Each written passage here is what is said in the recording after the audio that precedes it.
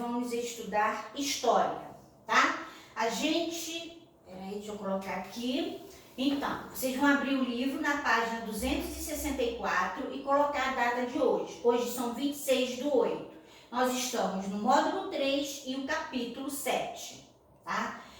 Nós vamos estudar o assunto sobre o Brasil se moderniza. Um novo século, as indústrias no Brasil, o trabalho nas fábricas, os operários se unem, o fim da Primeira República e Getúlio Vargas no poder. Tá? Então vamos lá.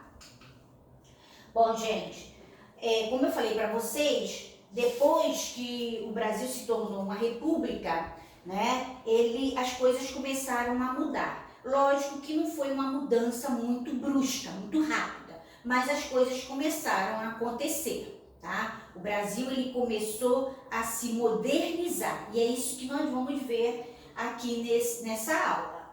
Bom, para a gente saber como é que foi esse novo século, né, a gente vai analisar esse gráfico.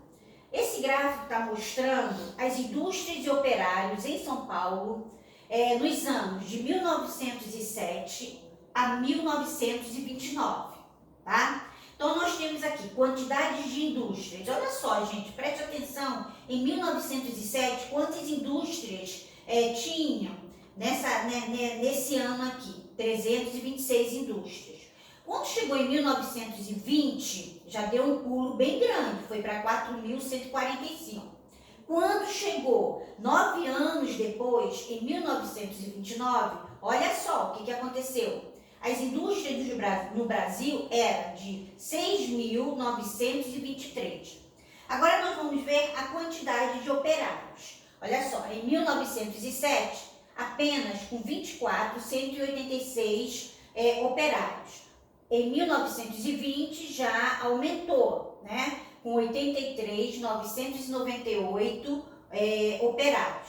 Quando chegou no ano de 1929, deu um pulo bem grande, com 148.376 operários, né? Então, vocês começaram a perceber que começou a evoluir. Nós estamos de 1907 a 1929. Então, olha como é que progrediu, tá? Bom, na passagem do século XIX para o século XX, diversas mudanças afetaram o cotidiano da população brasileira.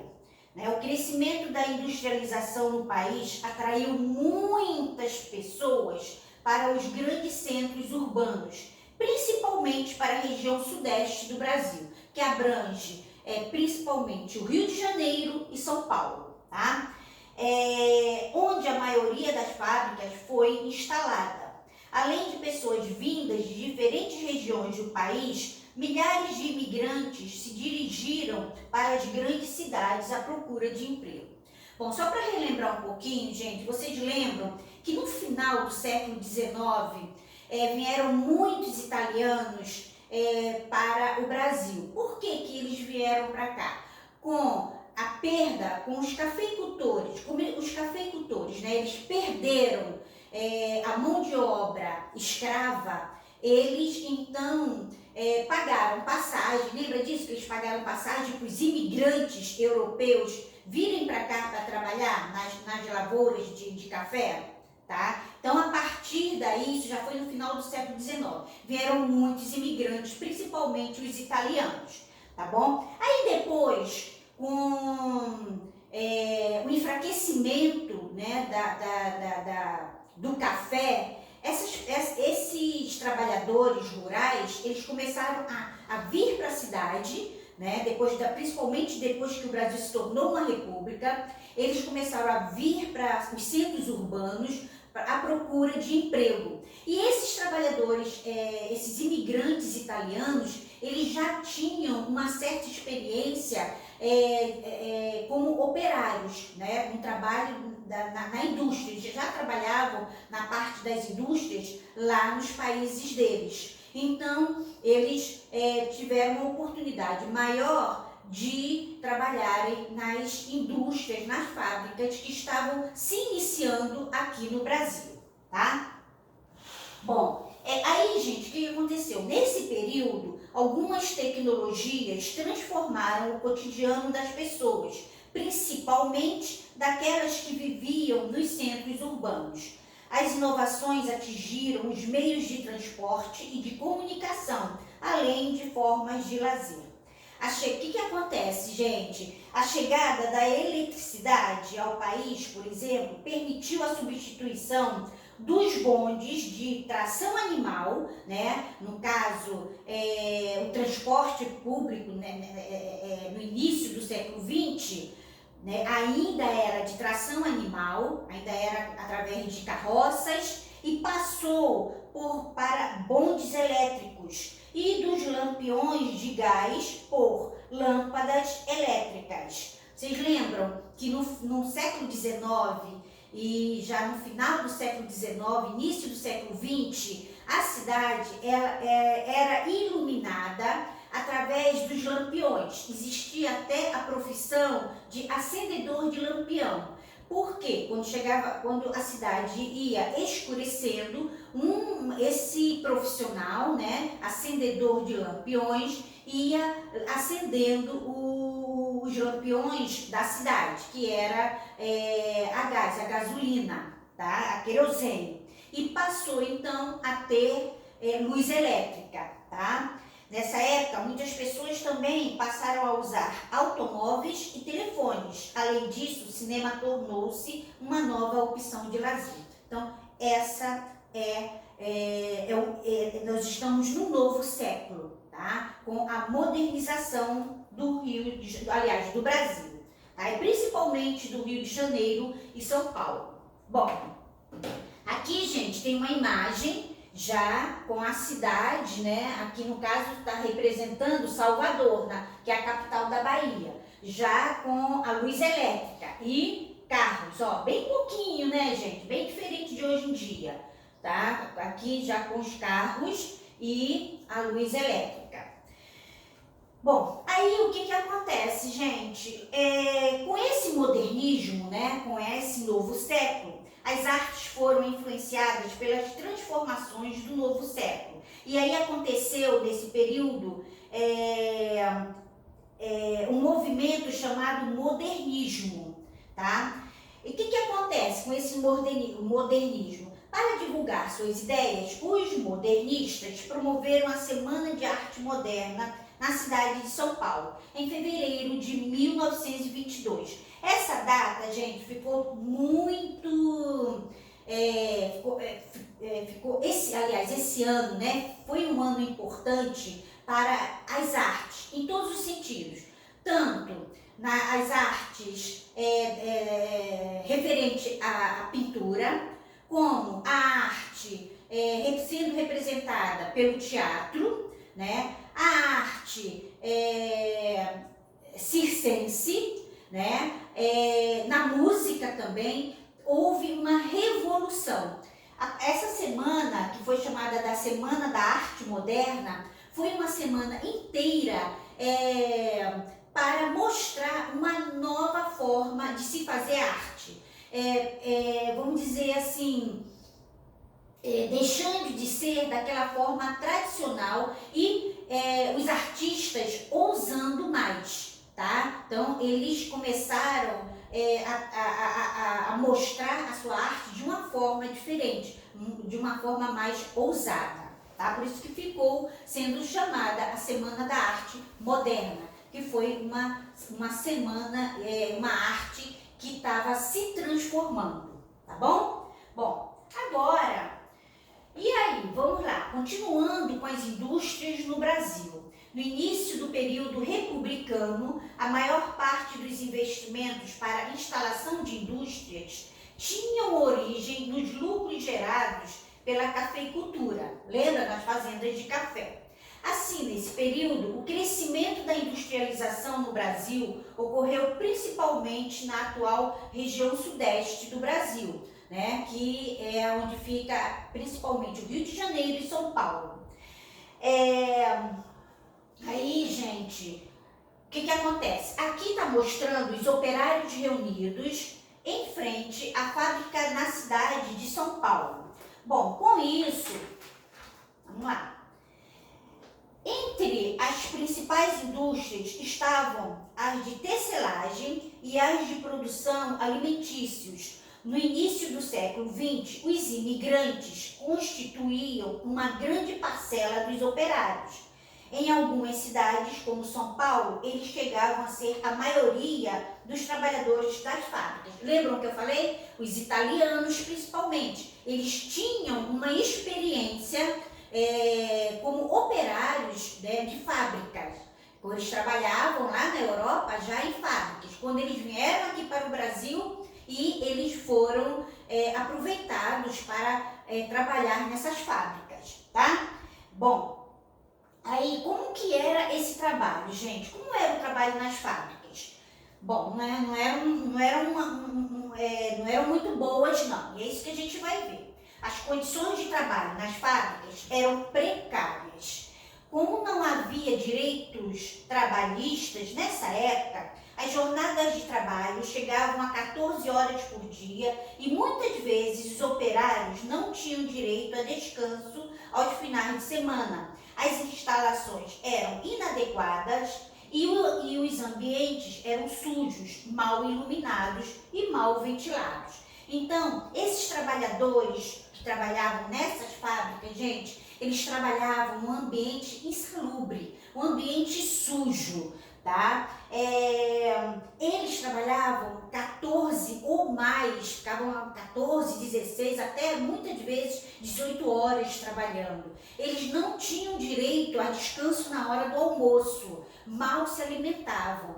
Eles trabalhavam também no sábado e domingo, tá bom? E outra coisa, se tivesse férias, eles não eram remunerados, eles não recebiam por estar em casa de férias. Então, esse era um ambiente que não tinha segurança de trabalho. Aí o que acontece, gente? Era comum os operários sofrerem acidentes de trabalho por causa do cansaço e da falta de segurança, claro, né? Além disso, havia um rígido controle sobre os operários, que estavam sujeitos ao pagamento de multas caso qualquer regra fosse desobedecida. Em algumas empresas, chegavam a cobrar uma taxa para seus funcionários usarem os banheiros. Para as mulheres, as condições eram ainda piores, pois recebiam um salário menor que os homens. Gente, imagina uma pessoa trabalhando num lugar sem segurança, num lugar sujo, mal iluminado, tá? Com risco de acontecer acidente muito fácil e nem direito para ir ao banheiro, né, eles tinham, porque se fosse tinha que pagar uma multa. Imagina, trabalhando mais de 14 horas por dia, as mulheres um salário bem menor do que os homens e tem mais. As crianças até 14 anos trabalhavam igual a um adulto, tá? Eles eram tratados como um trabalhador adulto. Devido a essas condições, devido a essa exploração, esses trabalhadores, esses operários começaram a se rebelar, tá? Com a ajuda de quem? Principalmente dos imigrantes que já passaram por tudo isso nos países dele. Então, o que acontece? Eles lá na Europa já tinham feito, tá, uma revolução contra esse método de trabalho, um trabalho de exploração que eles não aceitaram. Então, eles trouxeram isso para o Brasil. E é isso que a gente vai ver agora, gente. É a união dos operários, tá? Eles vão se unir e eles vão se rebelar, tá? Muitos operários se uniram para reivindicar melhorias, pois estavam insatisfeitos com as condições de trabalho. Vários dos imigrantes que trabalhavam nas fábricas já tinham atuado na luta por direitos trabalhistas em seus países, né, de origem. Assim, as ideias desses imigrantes contribuíram para que os operários criassem as primeiras associações de de trabalhadores que mais tarde deram origem aos primeiros sindicatos no Brasil. E aqui essa imagem está mostrando os operários se mobilizando em uma greve geral. Quando a gente fala em greve geral, gente, a gente fala de greve geral no país inteiro. Não é só em São Paulo e Rio de Janeiro, não, que aconteceu essa greve geral em 1907. Aconteceu no Brasil inteiro. O Brasil parou. Os trabalhadores reivindicando os seus direitos trabalhistas, tá? E aí, o que acontece, gente? Nas reuniões dos sindicatos, os operários procuravam organizar estratégias para que suas reivindicações fossem atendidas. Na luta por direitos, os trabalhadores organizaram muitas greves. Entre suas reivindicações estavam principalmente, preste atenção, olha só, as reivindicações deles. Estavam a redução da jornada de trabalho para 8 horas diária, tá? Maior segurança nas fábricas, para eles terem uma segurança maior, para não sofrer tanto acidente. Eles queriam também um aumento salarial, eles queriam as férias remuneradas e eles queriam também uma coisa muito importante, a proibição do trabalho para menores de 14 anos, tá?